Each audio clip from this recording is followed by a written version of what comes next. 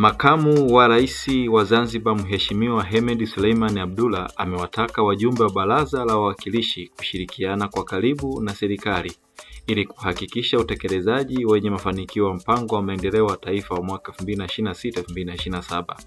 Mheshimiwa Abdullah ametoa wito huo Ijumaa wakati akihitimisha rasmi mkutano wa pili wa Baraza la 11 la Wawakilishi, akisisitiza kuwa Serikali ya Mapinduzi Zanzibar inaendelea kutekeleza ahadi zilizomo kwenye ilani ya uchaguzi ya mwaka 2025 hadi 2030 pamoja na ahadi zilizotolewa na Rais wa Zanzibar Hussein Ali Mwinyi wakati wa kampeni za uchaguzi mkuu wa mwaka 2025.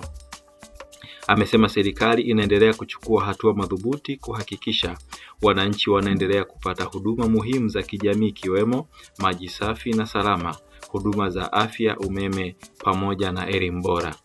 Akizungumzia sekta ya elimu, makamu huyo wa pili wa rais amesema matokeo ya mitihani ya taifa ya mwaka 2025 yameonyesha ongezeko la ufaulu ikilinganisha na mwaka 2024, hususan kwa wanafunzi wa kidato cha pili na kidato cha 4.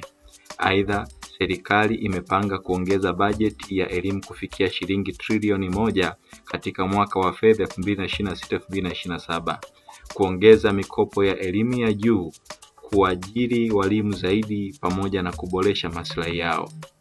Katika suala la uwajibikaji, Mheshimiwa Abdullah amesisitiza kuwa viongozi wa umma na watumishi wa serikali wanapaswa kuzingatia taaluma, sheria na kanuni za utumishi wa umma, huku akionya kuwa hatua kali za kinidhamu zitachukuliwa dhidi ya watakaokiuka taratibu zilizowekwa.